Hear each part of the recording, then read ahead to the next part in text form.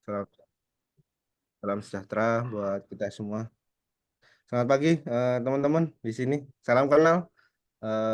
Jadi perkenalkan nama saya Fajar Satria.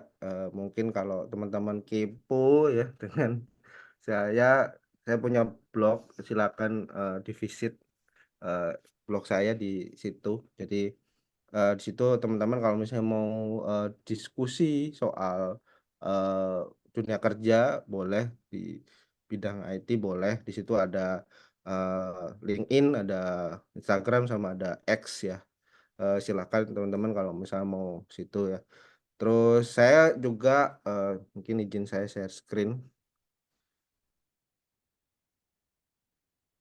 Oke, jadi ini blog saya. Jadi teman-teman, saya juga sering nulis. Sekarang lagi doyan nulis. Jadi saya eh, nulis di blog saya. Jadi ada beberapa artikel eh yang bisa mungkin bikin teman-teman tertarik gitu ya. Jadi kalau misalnya teman-teman di sini juga suka berbau IT gitu ya, boleh visit-visit baca-baca di sini gitu. Kalau misalnya ada pertanyaan-pertanyaan juga boleh gitu di sini gitu. Terus saya siapa nih? Mungkin itu. Jadi saya kebetulan angkatan 2011. Waktu itu kaprodinya masih Pak Cahyo. Jadi apa namanya 2011 join 2011 lulus wisuda 2015. Jadi iya itu kurang lebih udah hampir 10 tahun yang lalu saya sudah lulus dari kampus. Kemudian sekarang saya bekerja sebagai product managers ya. Product manager itu ngapain, Mas? Jadi, product manager itu kalau teman-teman baru tahu atau baru, baru ngerti istilah itu, apa namanya, product manager itu semacam mini CEO ya, kalau di sebuah perusahaan. Jadi dia itu mengatur gimana caranya sebuah produk itu, di-launch, dari awal, dari nol, di produk itu launch gitu. Jadi kasarnya kalau teman-teman sekarang pakai produk sehari-hari ya di dunia IT kayak yang paling sering tuh kayak ya Microsoft Office gitu ya. Microsoft Office tuh pasti dia punya product manager. Jadi apa fitur yang harus di-develop, terus kenapa dia harus develop fitur itu gitu. Nah, itu juga yang menjadi banyak hal yang harus dikuasai menjadi seorang product manager. Startnya dari mana? Startnya bisa dari menjadi seorang engineers dulu atau software engineers itu bisa banget gitu. Kayak saya punya backgroundnya itu dari as a software engineer gitu ya.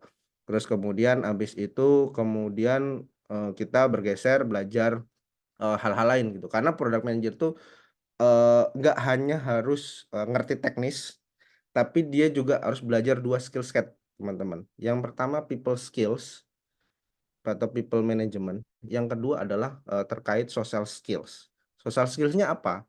Marketing dan juga sales. Ini juga harus dipelajarin juga gitu untuk jadi product manager gitu. Jadi kenapa harus belajar people skills juga? Karena kita manage tim, teman-teman. Di tim saya tadi saya sudah mungkin dengar teman-teman ya. Saya ada 8 orang di tim saya. Saya ngelit 8 orang.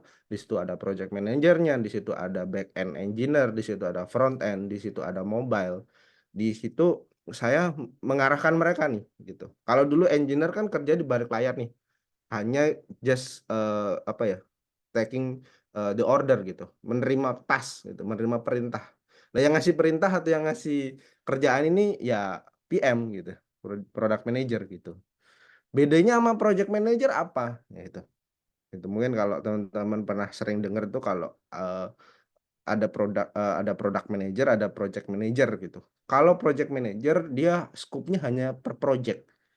Jadi misalnya kalau dulu zaman-zaman era 2000-an awal atau 90-an akhir itu ada namanya waterfall ya, methodologies ya, SDLC gitu ya.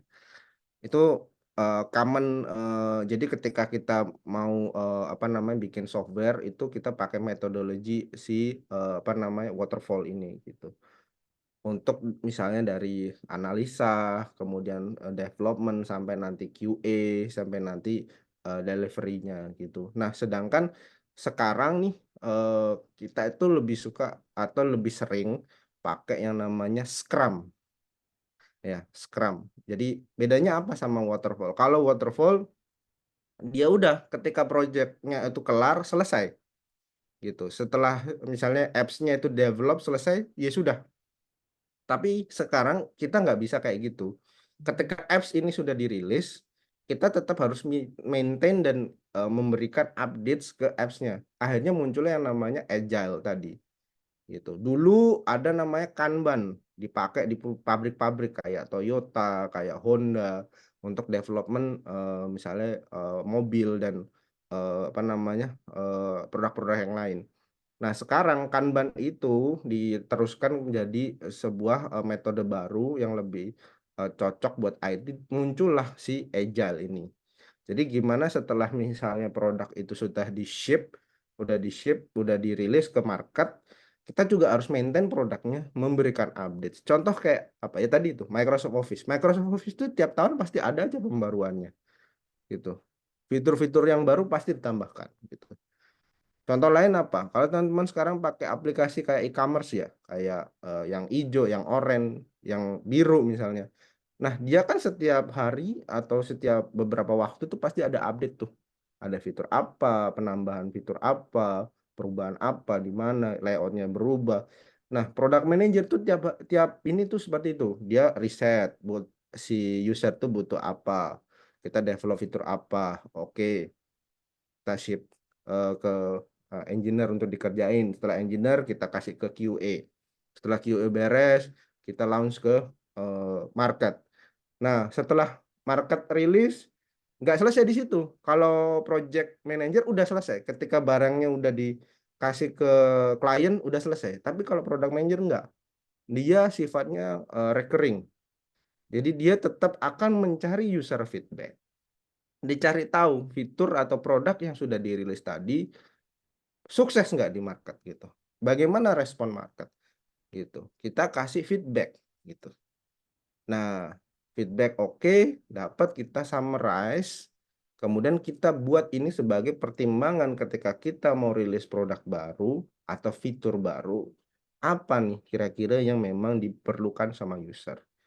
Kenapa product manager ini lahir? Karena sekarang nih trennya nih ya teman-teman ya, software itu pakai sistem subscription atau SaaS ya. Jadi software as a solution. Jadi dia sifatnya recurring. Tiap bulan monthly kita harus bayar. Kayak teman-teman pakai aplikasi kayak Canva, kayak aplikasi kayak apa namanya Microsoft 365 kayak gitu-gitu. Dia kan bayar terus nih. Tiap bulan lah, tiap tahun lah. Nah, product manager tuh hadir untuk bikin produk yang kayak gini gitu. Yang sifatnya dia tetap ada pembaruan yang membuat user tetap akan pakai produknya atau softwarenya gitu. Nah, kemudian ya belajar marketing dan belajar ini juga apa namanya sales juga. Karena mau nggak mau produk itu harus ngerti market gitu.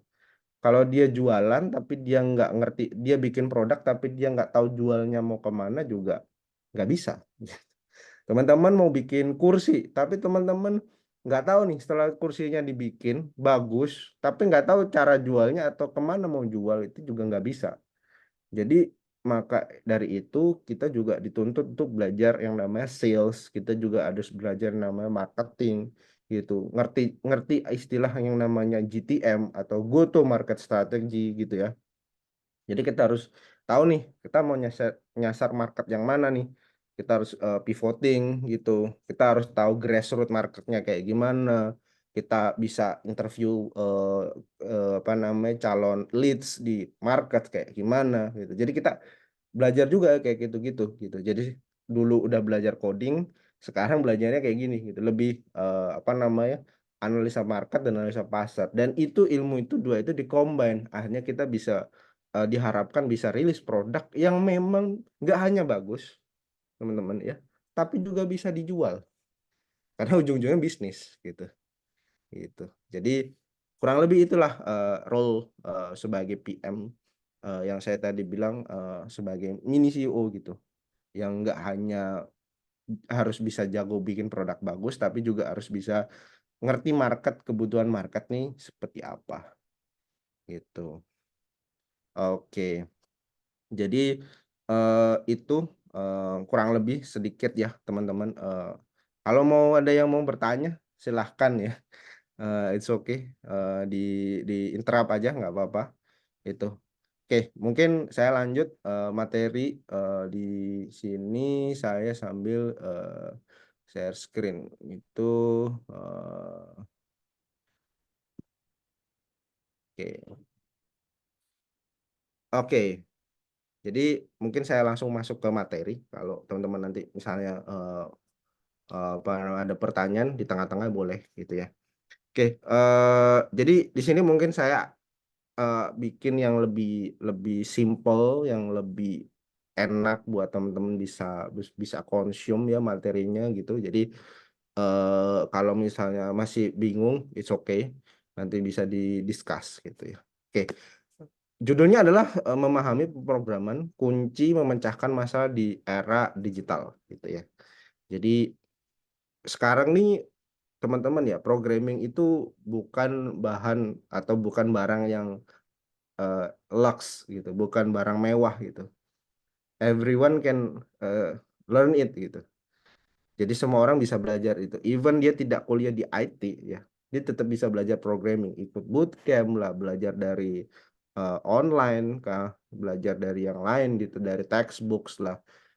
Itu banyak sekali resourcesnya gitu. Jadi challenge teman-teman di sini nih, lulusan-lulusan sistem informasi itu nggak hanya dengan teman-teman satu angkatan atau beda angkatan atau adik-adik kalian, tapi nanti kalian akan berhadapan dengan orang-orang mainstream yang belajarnya di luar kampus gitu ya. Jadi silahkan direnungkan gitu ya. Teman-teman akan berkompetisi dengan eh, apa namanya sekarang total in general kalau nggak salah ya data terakhir Indonesia itu setiap tahunnya itu menghasilkan 2 juta sarjana kurang lebihnya. Teman-teman harus compete dengan mereka nih gitu. Nah, sudah sejauh mana teman-teman apa mempersiapkan atau ready nggak dengan kebutuhan market yang sekarang nih, trennya sekarang nih market itu lagi yang namanya tech winter kan. Pernah dengar itu nggak ya, teman-teman? Jadi sekarang itu lagi banyak perusahaan IT yang sad newsnya ya, itu lagi freeze ya, lagi apa namanya lebih selektif dengan market gitu. Kalau kita memang tidak bisa memberikan apa namanya nilai jual kita sebagai talent ya, kita sebagai profesional, ya perusahaan juga akan berpikir berkali-kali terkait bagaimana kita bisa diadopt sama market gitu ya gitu. Jadi di sini saya bantu teman-teman buat ini loh marketnya kayak gini nih sekarang nih gitu. Oke, terkait misalnya di bidang programming gitu. Karena teman-teman di sini kan setahu saya tadi dari info dari Pak Cahyo baru semester 2. Nah, ini mungkin brief introduction aja gitu. Oke, lanjut chapter 1. Pertanyaannya teman-teman nih sekarang nih yang semester 2 nih, pernah nggak sih ngerasa kayak kok susah ya belajar programming gitu ya? Kok kok apa namanya kok kenapa sih Mas saya harus belajar programming? Kenapa sih Pak saya harus belajar programming gitu? Pernah nggak bertanya-tanya kayak Mas bisa nggak belajar yang lain aja? Kita belajar belajar e-sport aja mungkin gitu atau belajar yang lain gitu yang lagi ngetren gitu ya. Gitu. Gitu. Tapi kita malah belajar kayak kita belajar programming tuh kenapa sih gitu. Nah, kalau teman-teman baca ya di Google atau di mana artikel di online gitu, terus lihat keynote atau presentasi dari beberapa CEO atau co-founder dari perusahaan-perusahaan multinasional ya kayak Apple, kayak Microsoft, kayak Google, kayak gitu-gitu ya. Mostly CEO-nya itu akan bilang at some point mereka akan bilang bahwa setiap orang itu harus belajar tentang programming gitu ya. Nggak harus master, tapi at least pernah melakukan namanya pembelajaran tentang programming. Tapi pertanyaannya kenapa harus belajar programming gitu. Jadi di dunia programming itu teman-teman ya, sebenarnya apa namanya ada jawabannya di sini. Jadi kenapa programming itu penting ya? Jadi ini ada fakta, dunia itu semakin lebih digital gitu. Hampir semua industri teknologi itu butuh apa namanya digitalisasi sekarang. Jadi programmer ini diharapkan menjadi solusi atau arsitek dari solusi dari problem-problem gitu. Dan marketnya memang ada gitu, gitu. Marketnya memang ada. Tapi untuk menjawab yang tadi itu adalah kenapa kita harus belajar programming? Karena satu sisi marketnya ada, kedua pernah dengar ini nggak istilah teman-teman system level thinking, sistem level thinking. Jadi kalau teman-teman googling nih istilah sistem level thinking, jadi sistem level thinking itu adalah cara kita berpikir membagi sebuah problem itu menjadi yang lebih kecil-kecil gitu ya. Jadi lebih kecil-kecil gitu. Nah, itu yang dilatih sebenarnya dalam programming menurut saya. Ketika kita belajar memecahkan masalah, kita start dari membagi masalah itu menjadi problem yang lebih kecil dulu. Daripada kita langsung menghabisi atau menyelesaikan masalah secara global. Ternyata solusinya nggak cocok. Much better kalau kita bagi itu masalah menjadi lebih kecil-kecil, sehingga kita bisa bikin task yang lebih efisien, supaya untuk menyelesaikan masalah ini. Gitu. Nah, di dalam programming kayak gitu. Teman-teman ketika mau bikin apps ya, mau bikin sistem, itu jangan bayangkan teman-teman bikin langsung kayak besar banget itu. Enggak gitu. Enggak gitu konsepnya. Bikin dari yang kecil dulu, bertahap, solving masalah yang paling kecil, baru gradually teman-teman bikin sistem yang lebih kompleks gitu. Gitu. Jadi eh, nggak bisa nih kita overcome langsung bikin yang sesuatu yang gede gitu nggak bisa. Harusnya dari kecil dulu, bertahap, pelan-pelan, lebih lebih lebih apa namanya? Makanya tadi saya bilang kita pakai Scrum, pakai Agile karena kita sifatnya recurring. Kita sifatnya pakai yang namanya proses yang berulang gitu. Jadi setiap ada proses pengulangan kita develop fitur yang lebih kecil, lebih kecil, lebih kecil, terus sampai apps-nya itu lebih kompleks gitu. Kalau teman-teman lihat platform-platform e-commerce yang sekarang, mau yang hijau, mau yang oranye dan yang biru, itu dia pasti fiturnya dari ketika awal dia launch dan teman-teman compare dengan yang sekarang, itu pasti beda banget. Nggak sebanyak yang sekarang pasti ketika awal launch. Mungkin dia belum bisa top up pulsa, dia belum bisa bayar token listrik, dia belum bisa belanja dengan sistem apa gitu ya, apa namanya flash sale kayak gitu-gitu. Nah, fitur-fitur itu di develop itu nggak di early stage, teman-teman. Nggak di awal ketika produknya atau programnya itu di launch ke market. Dia pasti gradually itu ditambahkan. Jadi jangan bayangkan, oh mas saya mau bikin sistem yang ini spektakuler gitu. Itu boleh, tapi startnya nggak dari langsung kayak gitu. Kita harus bikinnya kecil-kecil dulu gitu. Gitu. Jadi itu yang apa namanya menjadi fondasi ya teman-teman. Sistem level thinking. Silakan itu teman-teman cari banyak kok artikel yang menjelaskan itu. Itu juga bisa dipakai kerangka berpikir teman-teman ketika belajar programming gitu. Itu terkait di situ ya. Nah, kemudian terus ada istilahnya how. Bagaimana cara kita berpikir seperti seorang programmer atau sebagai seorang engineer gitu. Nah, kita kita bisa eh, memecahkan masalah itu ketika kita udah tahu problemnya ada di mana, teman-teman.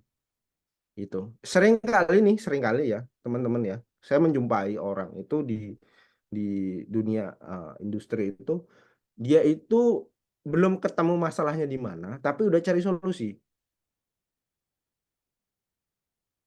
Belum ketemu masalahnya di mana, dia udah mencari solusi. Padahal sebenarnya yang lebih tepat adalah start from the problem space. Ya, startnya dari problem dulu. Baru kita cari solusi. Bikin hipotesis, bikin solusi. Jangan dibalik. Kita bikin solusi untuk memecahkan semua masalah. Nggak bisa. That's not gonna work gitu ya. Jadi teman-teman cari dulu masalahnya di mana ya. Cari dulu masalahnya. Misalnya teman-teman misalnya ketemu problem A. Ya udah, apakah dicari tahu dulu apakah memang benarnya problem itu A. Kalau ternyata memang A, baru cari solusinya yang cocok gitu. Gitu. Nah, sekarang banyak kok metodologi ya. Paling simpelnya misalnya, teman-teman kalau pernah baca beberapa buku literatur ada kita mengenal yang namanya konsep A/B testing gitu. Gitu. Pernah dengar nggak gitu? Nah, A/B testing itu kan proses di mana kita melakukan testing ke apa namanya ke user atau ke klien dengan beberapa option gitu. Jadi contoh nih teman-teman kalau buka google.com misalnya. Nah, di google.com itu kenapa kalau teman-teman lihat tuh buttonnya warnanya biru, backgroundnya putih. Pasti ada alasannya itu teman. Nggak mungkin Google itu bikin desain UI dan UX itu nggak ada reasonnya. Pasti ada reasonnya. Yang paling sering kita lihat itu adalah seperti itu. Karena apa? Dia pasti mengandalkan yang namanya simplicity. Orang mau search something itu maunya direct gitu, nggak mau bertele-tele, ada iklan lah, ada apalah gitu. Ya udah, iklan itu nanti diletakkan setelah eh, dia dapatin result dari query dari search-nya gitu. Tapi jangan ditaruh di depan gitu, malah akan ngedistract dia gitu. Terus kenapa buttonnya itu harus warna biru mas gitu, kenapa nggak warna merah muda misalnya, atau nggak warna hijau gitu ya, hijau toska misalnya gitu.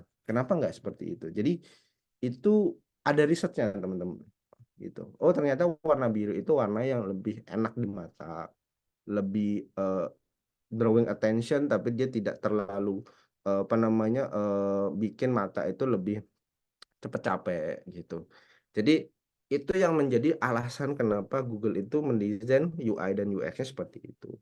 Sama kayak teman-teman pakai mobile apps, misalnya sosial media, misalnya TikTok misalnya. Kenapa TikTok itu naruh buttonnya di bawah teman-teman? Mobile apps itu. Pernah ada yang berpikir seperti itu nggak? Kenapa button apps, recent apps itu ditaruh di bawah daripada dia ditaruh di ujung? Nah, itu ada risetnya teman-teman. Jadi kalau kita berpikir seperti programmer, kalau kita taruh button-button yang very popular itu, kayak follow, search, dan sebagainya, itu di atas, otomatis jari kita nih harus stretching dulu nih. Nih, lebih susah. Makanya kalau teman-teman lihat di beberapa apps itu, tombol yang ditaruh di bawah itu tombol-tombol yang lebih sering akan dipakai sama user. Itu. Jadi mereka mempertimbangkan kenapa dia harus meletakkan button itu di bawah dan kenapa button yang sebagian lain di atas gitu. Karena dia harus melakukan yang namanya prioritas nih space smartphone ini seperti ini nih. Dimana kita placementnya seperti itu. Nah, itu cara berpikir ya. Kemudian eh, menggunakan logika dan kreativitas. Nah, ini banyak ya. Jadi kalau teman-teman tahu sekarang banyak istilahnya ada startup dan sebagainya itu yang ya mereka memecahkan masalah problem yang ada di market ya, yang ada di kehidupan sosial itu dengan solusi yang lebih kreatif gitu. Jadi contoh kayak ya ride hailing ya, kayak yang hijau, yang kuning dan sebagainya itu.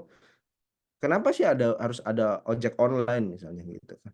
Oh ternyata karena dulu ketika kita misalnya pesan ojek itu seringkali dapat ojek yang nggak standar, mungkin dari segi tarif misalnya saya mau dari titik A ke titik B itu nggak beda, agak beda nih antara eh, tukang ojek yang A dan tukang ojek yang B, padahal jaraknya sama, motornya sama gitu, jenis motornya sama. Tapi kenapa berbeda gitu? Nah, dia bikin apps ini harapannya ada standarisasi gitu. Dari segi tarif misalnya, dari segi pelayanan dan sebagainya gitu. Jadi mereka menggunakan logik bikin apps yang bisa bikin untuk standar apa membuat customer lebih enak pakainya untuk pesan ojek online, tapi mereka mendesain ini menggunakan kreativitas juga nih gitu. Dia pakai sistem apa namanya partner, dia pakai sistem mitra kayak gitu-gitu yang bisa lebih membuat si user enak, si drivernya juga enak gitu. Jadi sama-sama diuntungkan gitu. Jadi itu yang mungkin bisa bisa teman-teman eh, apa namanya consider gitu ya. Gitu. Oke, sampai sini ada yang mau bertanya silahkan. Silahkan kalau ada yang mau bertanya dulu silahkan sebelum saya lanjut. Monggo silahkan. Ada nggak teman-teman?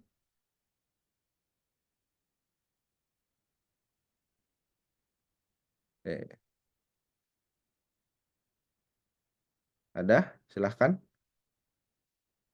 Boleh, boleh. Eh, ada pertanyaan boleh. Silahkan. Sebelum saya lanjut.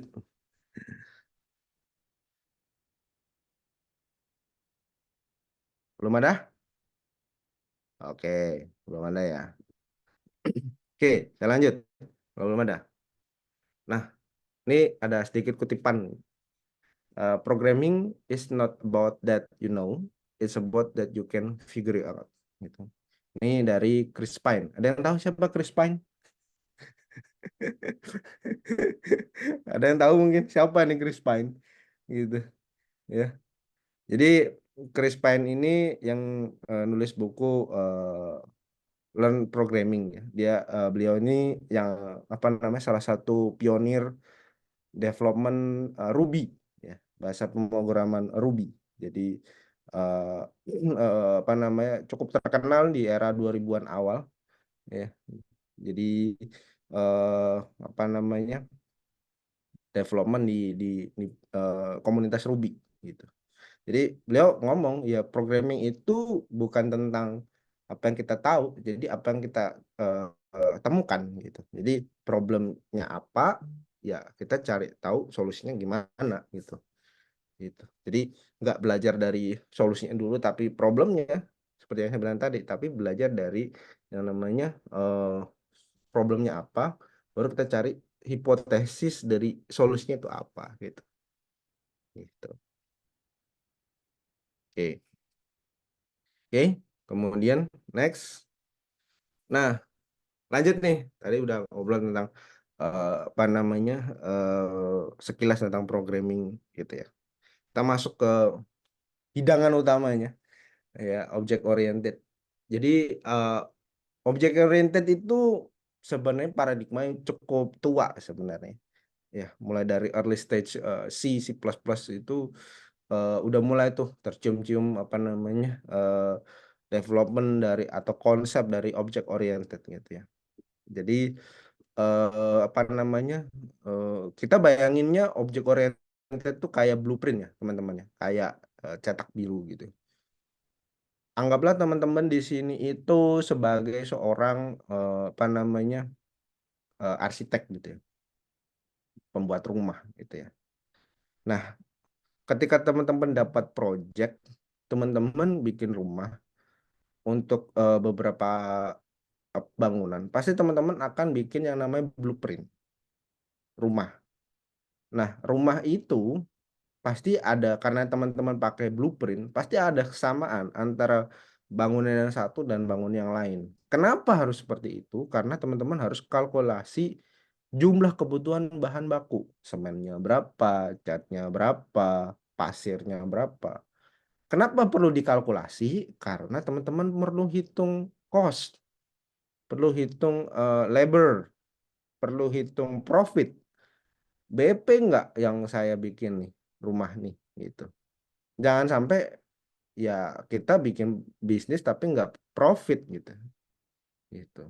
Nah, karena kita bisa punya pattern, kita bisa punya blueprint, kita bisa calculating gitu. Itu satu. Contoh di sini yang di slides ini ada mobil. Nah, mobil kalau teman-teman lihat ada misalnya mobil brand A misalnya. Nah, mobil brand A ini pasti dia ketika dia ngeluarin varian ya, ketika varian sesuatu atau varian tertentu itu di launch, pasti sama mobilnya gitu dengan yang lain karena dia harus bikin itu sama, identik karena dia harus ngitung cost, dia harus ngitung bahan baku, dia harus ngitung labor. Ya, kos-kos inilah yang nanti harus dihitung untuk menciptakan yang namanya HPP atau harga pokok penjualan. Supaya apa? Supaya teman-teman bisa tahu marginnya berapa yang harus ditentukan untuk menjual produk gitu. Jadi sama kayak teman-teman nih, misalnya nih mau bisnis nih, misalnya mau bisnis, mas saya mau bikin mie pedas gitu misalnya, usaha mie pedas. Nah, mie-nya sendiri itu kan teman-teman harus hitung bahan bakunya berapa. Mau beli jadi atau mau bikin sendiri. Kalau mau bikin sendiri harus dilihat butuh tepung berapa, telurnya berapa, dan seterusnya dan seterusnya. Terus habis itu kemudian setelah dapat resepnya, teman-teman akan bikin itu berulang kali kan. Ya. Nah, itulah yang disebut namanya blueprint atau resep gitu. Nah, setelah itu teman-teman apa namanya di dalam resep itu kan kita ada namanya apa namanya beberapa elemen ya. Jadi contoh kayak tadi itu di rumah itu ada jendela, ada pintu dan sebagainya. Yang menunjang supaya itu bisa disebut sebagai rumah. Sama kayak mobil gitu. Ada mesinnya, ada apa namanya, ada pintunya dan sebagainya dan sebagainya. Nah, itu yang disebut atribut atau apa yang menempel di dalam si benda itu gitu. Nah, terus kemudian ada yang namanya function, perilaku atau metode gitu. Itu ngapain sih? Contoh kayak mobil tadi, mobil itu bisa maju, bisa mundur, bisa nyamping, kayak gitu-gitu. Jadi eh apa itu yang bisa dipelajari dari konsep di dunia nyata yang bisa diterapin di dalam object oriented gitu. Gitu. Jadi membayangkannya seperti itu aja teman-teman. Jadi teman-teman bisa bisa bayangkan itu sebagai real objectnya kurang lebih seperti itu. Gitu. Jadi masih banyak contoh yang lain, tapi so far konsep seperti itu. Jadi anggaplah itu blueprint yang bisa teman-teman gunakan berkali-kali untuk meng-create sebuah produk. Gitu. Oke, next. Nah, OOP di kehidupan nyata. Jadi banyak sebenarnya ya, contoh-contoh kalau kita mau creating produk. Nanti mungkin saya akan contohkan lah gitu ya. Contohkan, bentar ya, saya coba contohkan mungkin ini ya. eh,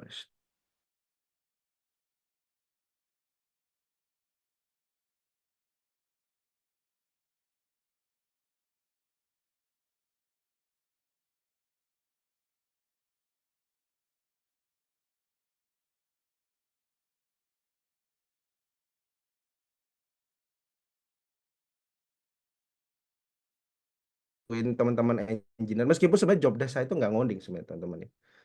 Sebenarnya job desk saya itu nggak ngoding, tapi saya tetap bantu mereka buat bikin produk baru, research lah. Jadi sekarang ini kan banyak nih teman-teman apa namanya AI.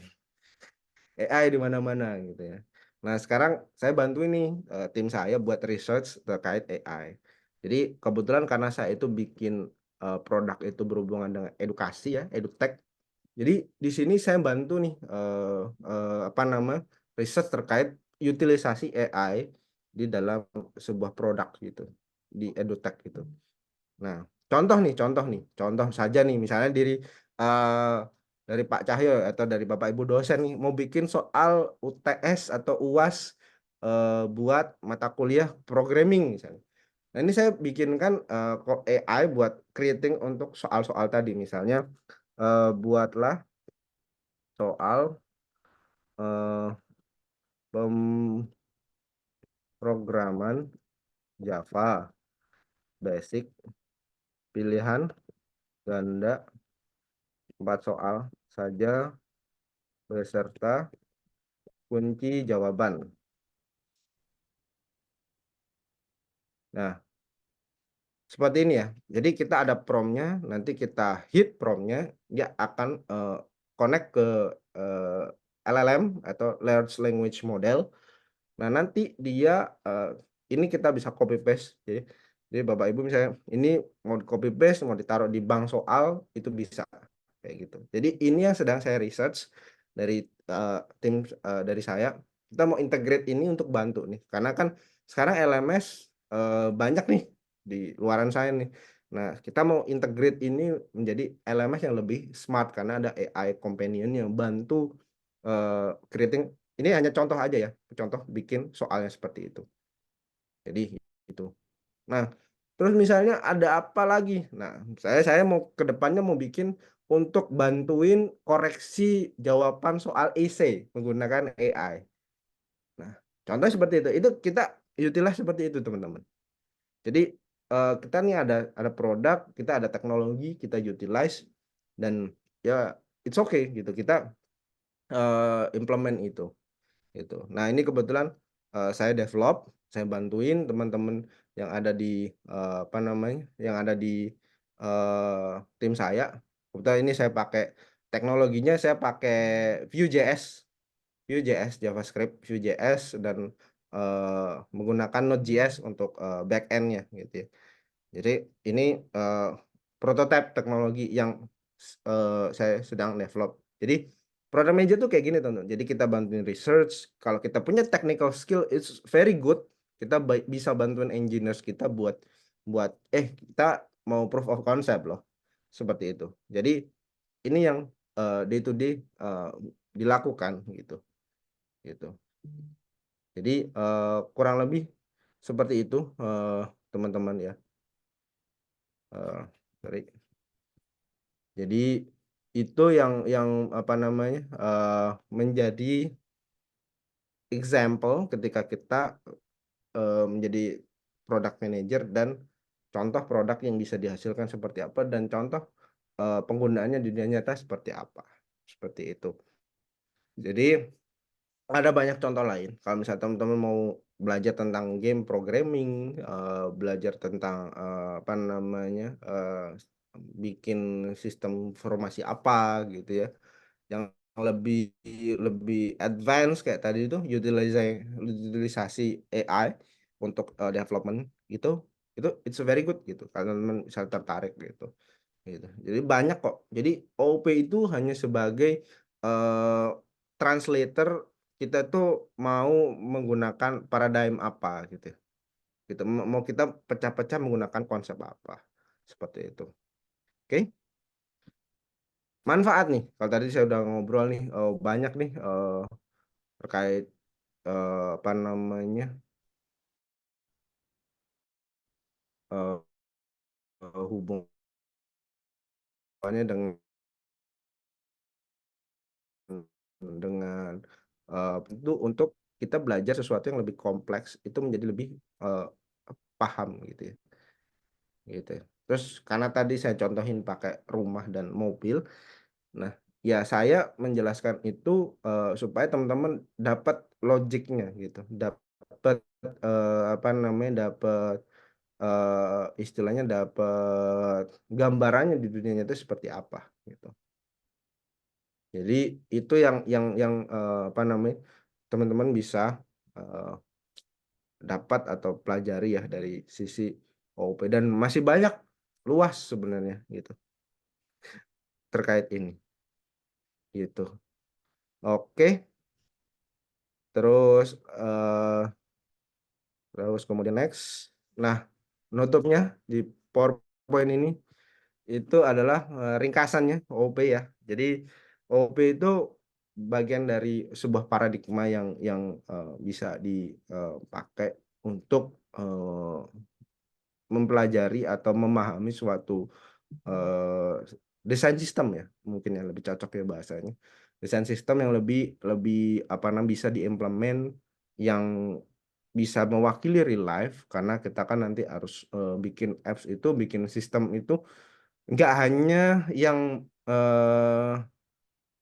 menarik untuk di develop teman-teman, nggak hanya menarik untuk develop tapi juga perlu di develop yang bisa memang memenuhi kebutuhan market gitu. Jadi memang bisa dijual apps-nya gitu. Berdasarkan kebutuhan user pastinya. Gitu. Oke, itu teman-teman eh dari saya.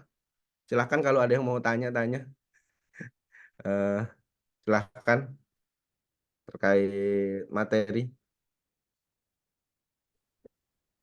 terkait di sini apa namanya, object oriented dan atau any related stuff lah di industri lah IT seperti apa kurang lebih. Silahkan. Waktu dan tempat saya persilahkan.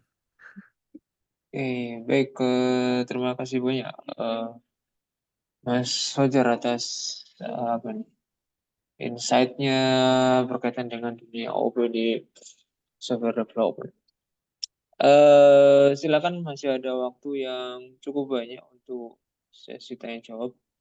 Nanti bisa langsung raise hand atau tulis di kolom komentar ya. Di, bisa langsung di situ. Mungkin untuk mengawali ya sesi diskusi ini atau sesi ngobrol kita pagi hari ini, itu eh, saya mungkin izin bertanya dulu kepada Mas Wajar. Eh, Berkaitan dengan tools mungkin ya Mas Wajar. Kalau kalau kami di kelas itu kan toolsnya sejauh ini baru Ya, sebatas menggunakan NetBeans ya. Kebetulan memang basicnya Java. Kami pakai ya, NetBeans, kita coding from the scratch, yang mulai new project, kemudian new package, new class, satu persatu seperti itu. Di dunia development sendiri, bayangan saya tidak seperti itu kayaknya. Bayangan saya sih ada mungkin ada tools, ada framework yang bisa membuatnya lebih lebih lebih cepat mungkin prosesnya. Mungkin bisa diceritakan dalam prakteknya tools apa saja yang digunakan untuk membangun software menggunakan paradigma OP. Silakan Mas. baik, Pak. Oke, terima kasih untuk pertanyaannya, Pak Cahyo. Baik, mungkin ini dari sudut pandang saya, Pak ya.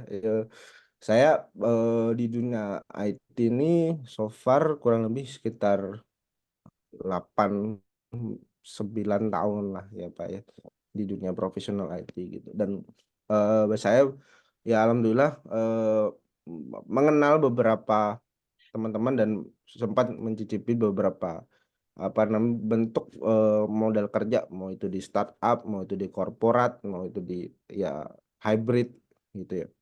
Nah, memang nature-nya beda-beda ya, Pak Cahyo ya, dan teman-teman ya. Tergantung teman-teman ada di environment yang mana gitu. Contoh mungkin kalau teman-teman di startup gitu ya, yang kemarin sempat lagi ngetren tuh ya. Startup itu teman-teman, kalau teman-teman tahu ya model-model kayak Tokopedia, kayak Gojek, kayak apa namanya Blibli dan sebagainya, startup-startup itu dia pasti cari sesuatu yang sifatnya cepat gitu ya, cepat gitu. Nah, karena dia cepat, dia pasti akan pakai stack atau teknologi-teknologi yang memang butuh atau bisa dipakai untuk secara scalability-nya, yaitu bisa cepat gitu. Contoh. Kalau teman-teman belajar namanya Linux ya di kampus ya, teman-teman akan tahu ada istilahnya Linux itu dipakai di banyak server ya, kayak di VPS atau virtual private server ya. Jadi di host gitu si apps-nya, web apps-nya itu kita host di situ, terus kita apa namanya kita deploy pakai Linux. Nah, problemnya adalah ketika kita deploy dan kita develop di lokal kita ya, seringkali kita ada beda nih environment-nya nih. Contoh ya, nanti teman-teman misalnya akan nemu problem di mana teman-teman nih belajar menggunakan misalnya Java versi berapa gitu ya di lokal gitu ya. Java 12 atau Java 14 gitu ya. Nah, tapi di server itu teman-teman pakai masih yang legacy gitu, Java 8 bahkan gitu misalnya. Itu nggak running apps-nya atau ada library yang enggak jalan gitu. Nah, masalah itu bisa diselesaikan kalau teman-teman pakai namanya containerization. Bisa pakai Docker, bisa pakai Kubernetes, bisa pakai yang lain. Nah, kalau dulu kan ada namanya virtual machine ya, VMbox atau VMware gitu.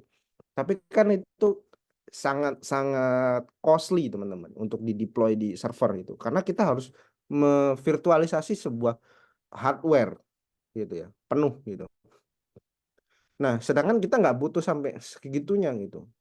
Kita butuh OS-nya aja, kita butuh environment-nya aja. Makanya muncullah teknologi kayak Docker, kayak Kubernetes itu bantuin containerization ini supaya lebih gampang. Jadi ketika nanti harapannya nih, teman-teman develop di local machine, dan teman-teman deploy di server production, ya, yang dipakai sama orang, itu sama gitu. Nggak kayak tadi tuh, beda versi Java, beda versi apa, library, akhirnya nggak jalan apps-nya atau crash gitu. Itu dari segi infra ya, teman-teman ya. Kemudian kalau teman-teman nanti belajar tentang engineering gitu, front end misalnya, teman-teman akan banyak berdebat nih. Codingnya paling cuman ya 30 sampai 40% lah, teman-teman. Sesi ngoding tuh cuman segitu paling. Kalau teman-teman udah senior ya. Terus sisanya ngapain Mas? 50 sampai 60% gitu. Teman-teman akan sering yang namanya research, dan teman-teman akan sering yang namanya eh, dispute, atau ya konteksnya sebenarnya bukan berantem ya teman-teman ya. Konteksnya lebih ke arah teman-teman itu mencari solusi dari sebuah masalah gitu kan. Problem solvingnya gimana? Karena nanti kalau teman-teman sama front end apa namanya bekerja sebagai front end engineer ya, teman-teman akan pasti akan head to head ya, head to head dengan yang namanya UI UX, atau sekarang itu lebih sering disebut product designer yang bikin UI-nya pakai prototyping mockup gitu ya. Nah, itu teman-teman di situ gitu. Kita kita nih di industri ya teman-teman ya, pasti akan nggak akannya bikin apps itu atau web apps atau mobile apps atau apapun itu cuman UI-nya cakep gitu. Nggak selesai sampai di situ problemnya teman-teman. Kita juga harus dituntut ketika apps itu cantik, cakep, tapi bisa dipakai oleh orang. Kenapa? Oke, saya beri contoh. Saya beri contoh. Kalau teman-teman apa namanya apa lihat ada aplikasi mobile banking ya, yang warna biru punya Bank BCA, itu pasti ada dua nih. MBCA sama MyBCA. MBCA, mobile banking BCA yang tampilannya jadul, buttonnya gede-gede, jadul gitu, kayak aplikasi tahun 90-an gitu. Sedangkan kalau teman-teman pakai MyBCA itu aplikasinya lebih modern, lebih responsif, lebih ya lebih enak buat di mata gitu ya, menurut teman-teman. Tapi problemnya adalah ketika teman-teman develop, apalagi ini apps mobile ya, banking, yang make itu beda teman-teman.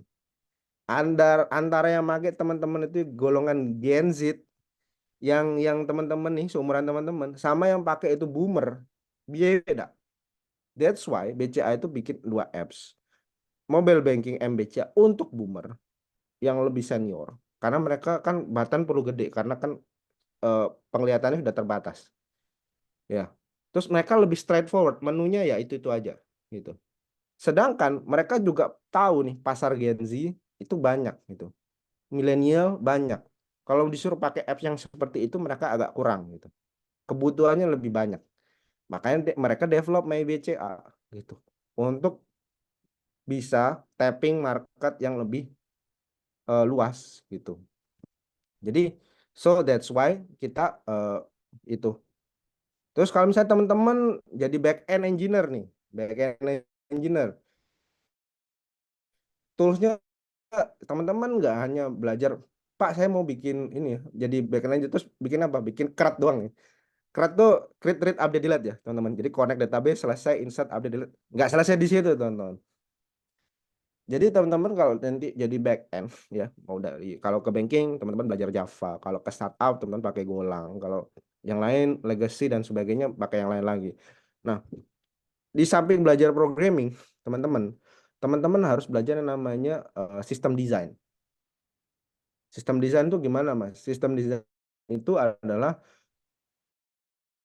bagaimana kita mendesain sebuah aplikasi itu yang bisa scalable, salah satunya. Yang bisa dipakai. Bayangkan aplikasi teman-teman nih, kayak transaksional ya, sifatnya berhubungan dengan uang, akan dihit oleh atau dipakai oleh 1 juta orang. Teman-teman harus mikirin, gimana cara saya optimize aplikasi saya supaya ketika dihit 1 juta orang nggak down. Jadi itu yang harus di compare. Terus misalnya nih, yang simpel nih. Yang ini saya biasanya jadi pertanyaan buat interview saya ke tim yang baru masuk gitu ya. Saya pernah tahu ya perpustakaan gitu ya. Nah, perpustakaan itu misalnya dia hanya punya 1 buku, 1 judul 1 buku. Nah, ketika 1 buku 1 judul, misal nih buku ini dipinjam oleh 2 orang yang bersamaan saat yang bersamaan, tak kan? Ini buku nggak berantem nih 2 orang nih. Gimana caranya? Jadi ada sistem yang namanya race condition. Silakan dibaca nanti di googling. Apa itu race condition, Mas? Silakan dibaca. Jadi race condition itu di mana kita itu dihadapkan kayak gini nih. Cepet-cepetan. Mana nih? Gitu. Jadi back end tuh belajarnya kayak gitu, teman-teman. Lebih logiknya lebih banyak dipakai di situ. Sedangkan front end dia lebih fokus bikin UI, UX, dan juga bikin optimalisasi dari segi pemrosesan data. Tapi dari sisi logik, back end paling vital gitu. Tuh. Tadi DevOps sudah, front end sudah, back end sudah. Terus apalagi mau ini apa namanya jadi apa security engineer, Mas. Sekarang lagi ngetren security engineer gitu. Banyak dipakai di perusahaan-perusahaan financing ya, kayak banking, kayak insurance, kayak apa namanya e-wallet gitu-gitu ya. Itu sekarang butuh security engineer karena berhubungan dengan data. Teman-teman di sini udah pernah tahu nggak sekarang ada undang-undang baru namanya PDP, Perlindungan Data Pengguna. Itu baru disahkan 2023. Itu undang-undang baru di mana kita sebagai konsumer itu wajib dilindungi data terkait privacy gitu. Jadi kayak data-data pribadi konsumen itu digital tuh nggak boleh sekarang disebarluaskan dan dijual belikan gitu. Jadi kita sebagai platform atau penyedia layanan harus bisa menjamin data itu tidak bocor ke pengguna atau ke orang yang lain yang salah gitu, yang di luar ini. So that's it gitu, teman-teman. Itu yang secara ini. Kalau tools banyak, teman-teman. Tapi kalau teman-teman sekarang nih, kalau saya untuk 2024 nih, kalau teman-teman mau belajar fokus satu bahasa dulu, jangan lompat-lompat.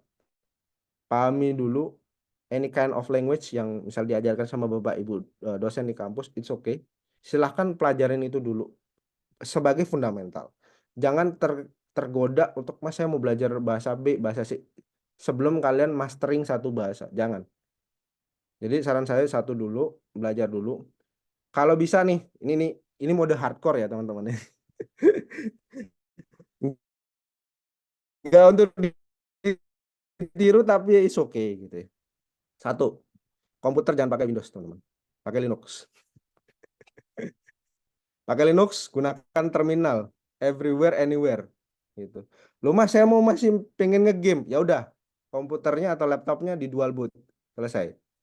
Game di Windows aja, tapi coding, ngerjain tugas, ngerjain apa, browsing pakai Linux.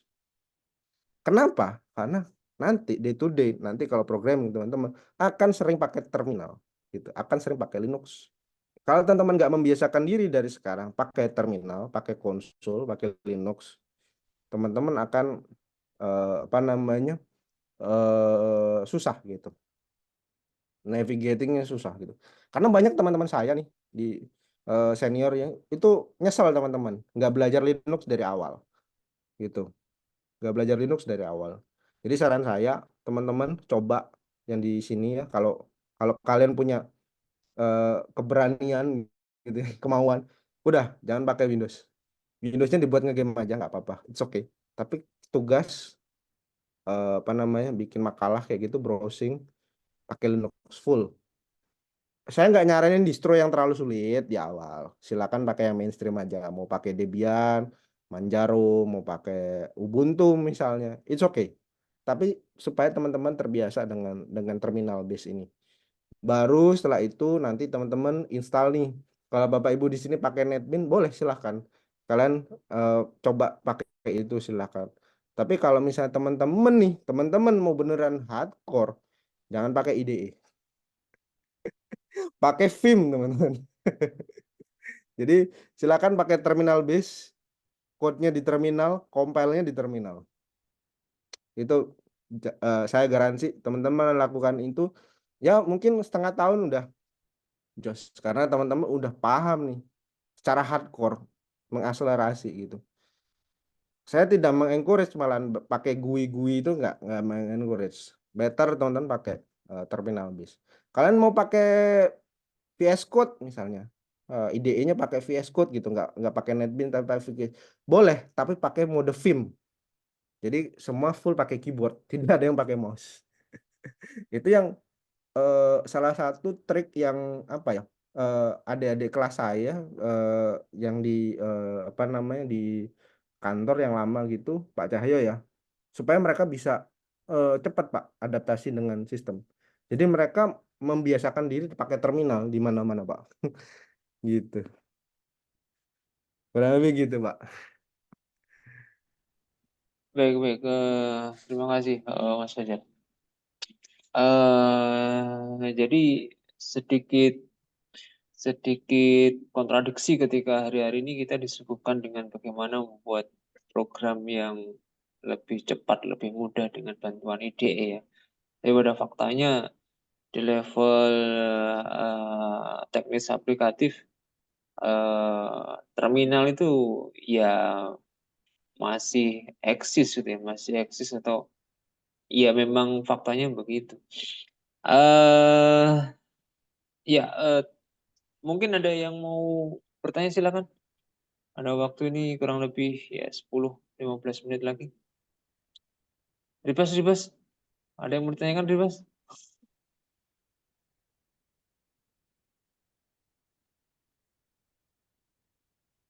Mewakili ketua kelas ini.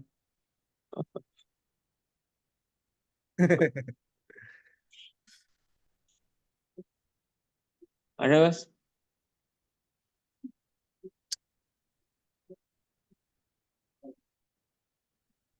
Sudah nyalakan mic tapi kok nggak keluar suaranya?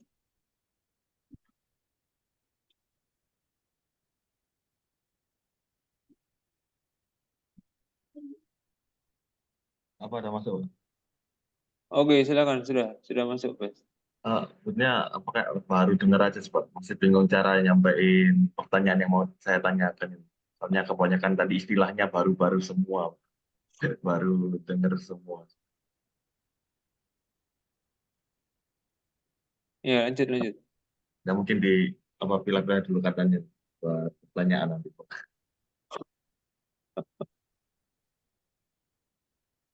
Oke, oke, oke. Baik, saya sambung mungkin, Mas Fajar. Jadi,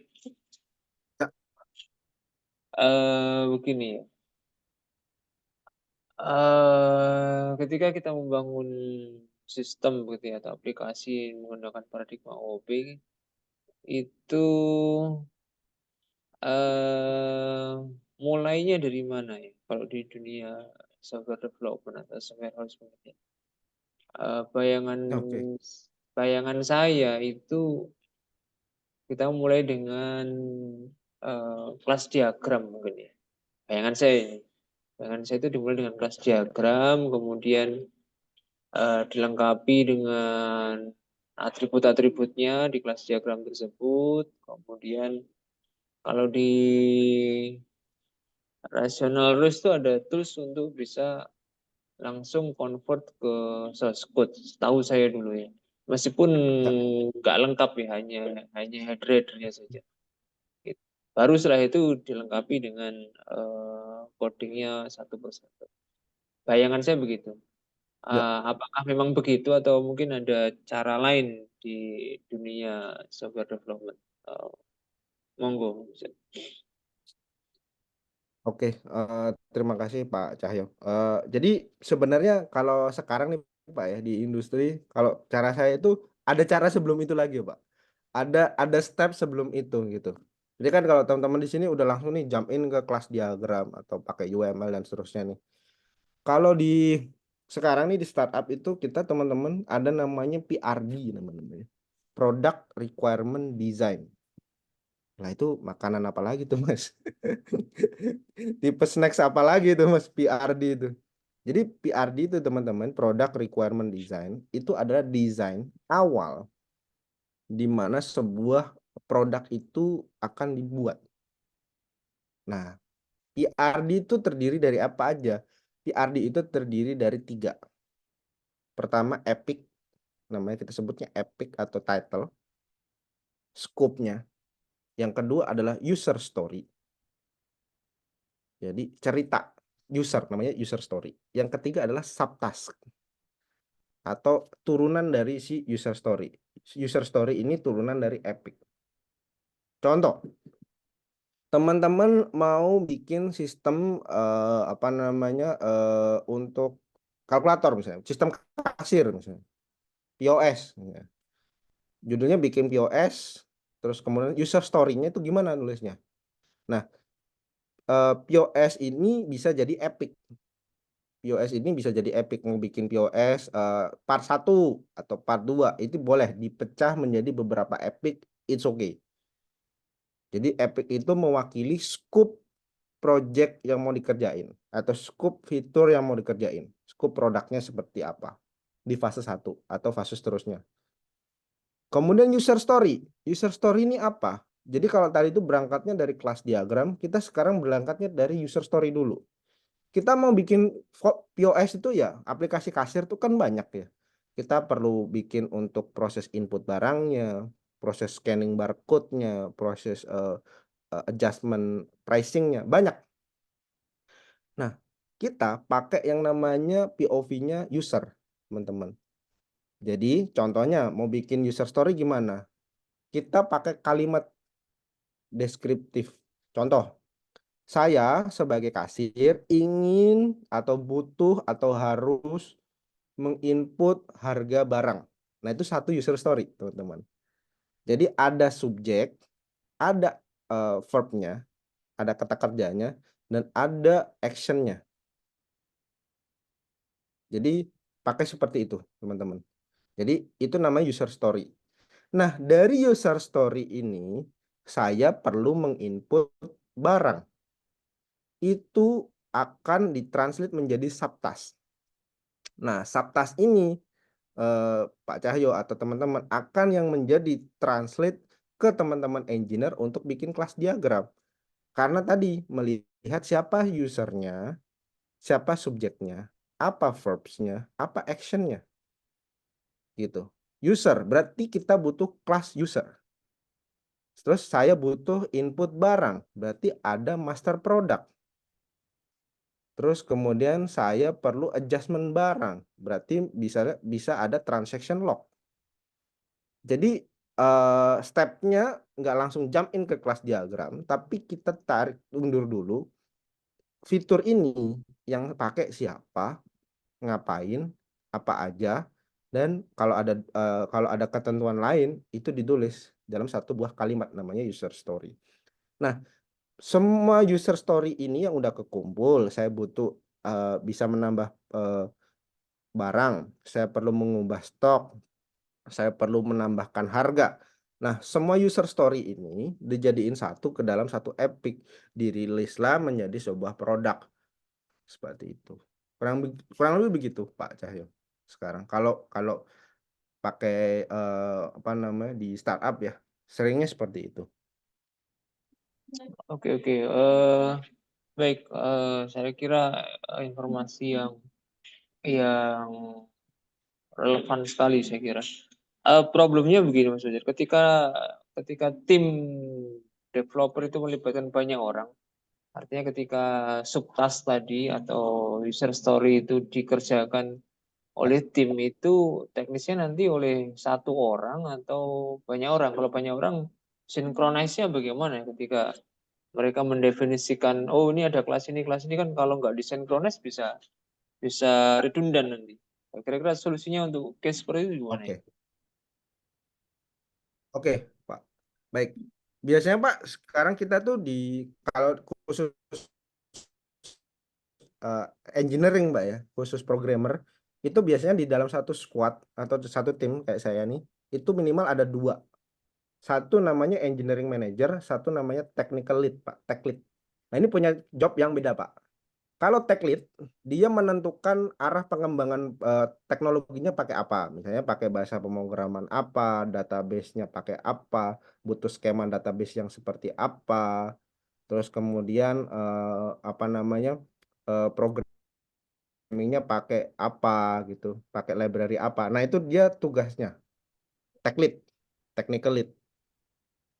Sama ada satu lagi namanya engineering manager, Pak.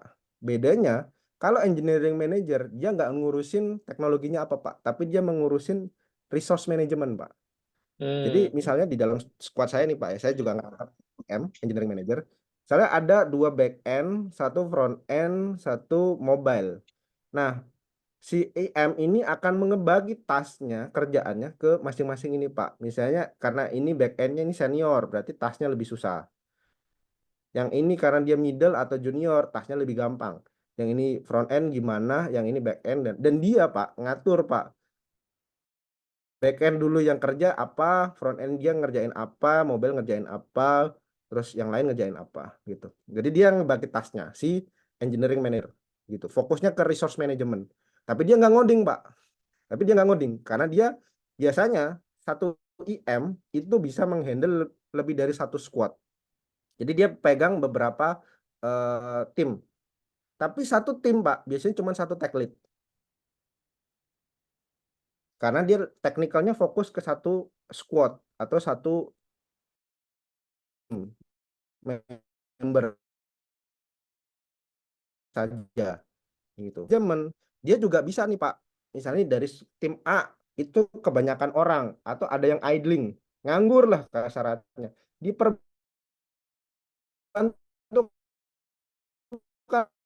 Pak ke tim B. Nah, yang mindah adalah IM atau engineering manager gitu. Jadi dia tugasnya day to day-nya nggak ngoding, tapi dia tugasnya resource management, coaching, dan juga apa namanya planning untuk si apa namanya squadnya gitu. Jadi kalau misalnya ada yang cuti nih Pak ya, ada yang sakit, nah dia yang akan mencarikan orang dari squad lain untuk diperbantukan. Nah ini tugasnya IM. Sedangkan tech lead dia fokusnya ke research Pak. Harus pakai OOP lah, harus pakai functional programming kah, harus pakai bahasa apakah, harus pakai Javanya yang gimana kah, gitu. Itu tugasnya tech lead. Jadi itu. Jadi baru nanti dari ini apa namanya akan diteruskan ke bawah-bawahnya, senior engineer, middle, terus kemudian baru junior dan seterusnya dan seterusnya. Jadi itu yang nanti teman-teman lihat di dunia industri seperti itu. Jadi kasarnya nih teman-teman ya, kasarnya nih di dunia engineering itu ada dua role, managerial role sama non managerial role. Kalau tech lead itu non managerial role, kalau IM atau engineering manager itu managerial role. Bedanya apa? Kalau engineering manager dia ngehandle orang. Kalau teman-teman nih sukanya ngehandle tim, cocok sama apa coaching, suka apa ngelatih orang kayak gitu-gitu ya, suka managing orang, managing people, masuknya jadi IM. Tapi kalau teman-teman sukanya technical basis, ngoding, researching kayak gitu, masuknya jadi tech lead gitu, Pak. Kurang lebih begitu. Ya, saya kira cukup buat memberikan insight kita di awal berkaitan dengan OP. Insya Allah nanti kita lanjutkan di pekan depan ya Mas Fajar ya untuk sesi yang kedua ya. Betul begitu ya? Oke, jadi ini sesi pertama Ya, insya Allah, Pak. masih gambaran umum. Kita harap pekan depan mungkin sudah ada bocoran-bocoran lebih teknis begitu ya terkait dengan develop di bidang OOP seperti apa. Kita ingin tahu multiple screen-nya Mas Fajar gitu ya. Terminalnya ada bisa sampai 3 atau sampai 5 katanya gitu ya. Itu mungkin bisa di-share ya pekan depan supaya lebih apa ya, lebih berkesan gitu ya. Baik, mungkin itu dulu pertemuan kita hari ini. Terima kasih banyak buat Mas Fajar. Semoga bermanfaat ilmunya. Dan untuk mengakhiri kita sesi foto bersama dulu ya. Yang memungkinkan open cam bisa dinyalakan kameranya.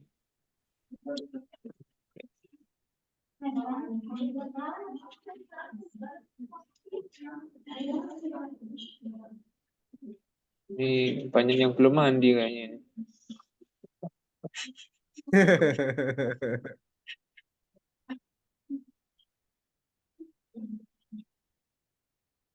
Baik. Oke, kita hitung mundur nanti. Ada yang di mana ya?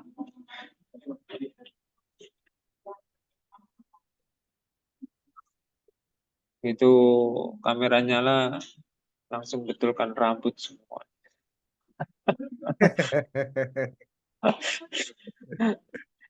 Typically. Oke, baik. Kita hitung mundur ya.